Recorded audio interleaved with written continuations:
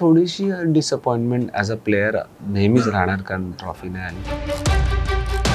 सूरज एक वेल deserving candidate होता आणि त्यांनी अरबाज थोडा पॉझिटिव्ह होता निखिलला घेऊन. Hello everyone, I am your host Bhagyashree Kadam and you are watching me on Telechecker Regional.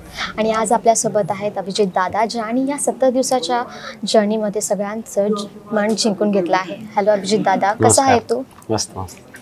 ही कशी होती 70 दिवसाची जर्नी? खूप सारे चढ उतार होते, खूप काही बघायला भेटलं. काय बोलशील ह्याच्याबद्दल? आनंद आहे. एक चांगला प्रवास मी कंप्लीट केला बिग बॉसच्या घरामध्ये आणि ज्या गोष्टी विचार करून आपण गेलो त्या गोष्टींना, ज्या गोष्टी माझ्यासमोर आल्या त्या गोष्टी चांगल्या पद्धतीने मी फेस केल्या. तर आनंद आहे या गोष्टीमध्ये. बिग बॉसचं घर बघायला गेलास तर एक असं आहे की तिथे अग्रेशन दाखवलं पाहिजे, पण तू खूप तिथे शांत होतास, शांत प्रकारे तू सगळं काही तुझा गेम खेळलास. तुला काही वाटलं का जायच्या आधी? तुला असं वाटलं होतं का की हा मी हँडल करू शकतो की नाही?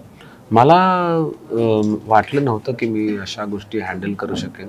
आणि ज्या पद्धतीने म्हणजे प्रभावी शांतता होती ती, एक प्रकारे असं पण नव्हतं की मी अवॉइड करत होतो ज्या प्रकारे होते ते.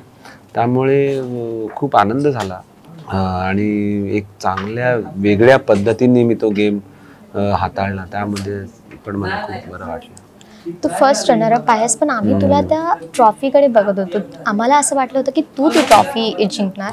थोडी अशी आहे का डिसअपॉइंटमेंट या वाईट वाटतं आहे का की नाही, ट्रॉफी नाही आपल्या हातात आली? थोडीशी डिसअपॉइंटमेंट ॲज अ प्लेयर नेहमीच राहणार, कारण ट्रॉफी नाही आली. पण एक आनंद पण आहे की राईट पर्सनच्या हातात आली. सूरज एक वेल डिझर्विंग कॅन्डिडेट होता आणि त्यांनी पहिल्या दिवसापासूनच हे म्हटलं, त्याचा फॅन बेस पण असाच होता. असल्यामुळे I was very much sure की त्याला मिळते. I am happy. वेल, म्हणजे ट्रॉफी म्हणजे आपली फॅमिलीचा मोठा त्याच्यामध्ये हात असतो की तू जिंकला असतास तर तुझी फॅमिली त्या प्रकारे कशी रिॲक्ट झाली असते? फॅमिलीकडून काय रिॲक्शन होती की त्यांना थोडे असं वाटलं का वाईट की तू जिंकला नाहीस? हो, थोडंसं डिसअपॉइंटेड डेफिनेटली ते होते की त्यांना थोडंसं वाईट जरूर वाटत होतं की अरे नाही होऊ शकलं. पण खूप लवकर त्यांनी स्वतःला आवरलं. त्यावरून मला त्याचं ॲक्च्युली खूप चांगलं वाटलं की खूप चांगल्या पद्धतीने त्यांनी ह्या गोष्टीला पचवलं. अगं, तुझ्या बिग बॉसच्या जर्नीबद्दल बघायला गेलास तर ह्यामध्ये तू जेव्हा निक्कीसोबत होता तर तेव्हा तुझी बी टीम तुला खूप डाऊन दाखवत होती. आत्ता रिसेंटली जर बघायला गेलास तर त्यांना असं वाटतं की तू ताटातला मांजर आहेस. याबद्दल काय बोलशील?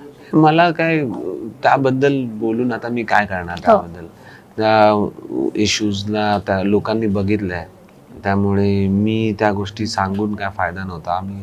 आम्ही एक मैत्री जपण्याचा प्रयत्न केला, त्याच्यावरती आणखीन काहीच नव्हतं. त्यामुळे हे चालूच राहणार, गोष्टी कुरघोड्या चालू राहणार, एकमेकांना बोलण्याचे प्रयत्न होणार. पण आता शो संपलाय, त्यामुळे आय एम ओके. जे काय त्यांचं म्हणणं त्यांच्याकडे. पण तुला निक्कीसोबत का तुला असं आवडलं? तिचा बॉन्ड तुला कसा आवडला? म्हणजे आसपास 2 हप्त्यानंतरला तू तिच्यासोबत कनेक्ट व्हायला लागला होतास आणि इव्हन तुझी टीम पण आणि अपोजिट टीम पण या बाबतीत खुश नव्हती. अरबाज बद्दल बघायला गेलास तर अरबाज बद्दल पहिलं काय तू बोलशील? कारण की जेव्हा पण तू निक्कीसोबत काही बोलायला गेलास तर लगेच त्याची एक रिॲक्शन होती आणि ती रिॲक्शन खूप जास्त दिसत होती त्याच्यावर. अरबाज थोडा पॉझिटिव्ह होता निखिलला घेऊन आणि आमच्या इकडचे पण सगळे जे होते त्यांना भीती होती की काहीतरी ह्या दोघांचं मिळून एक वेगळंच गेम चालू आहे जे आमच्या डोळ्यासमोर नाही आहे. त्या दोघांनी पण खरं म्हटलं तर विचार केलाच नाही की ह्यांच्यामध्ये एक प्युअर फ्रेंडशिप असू शकते.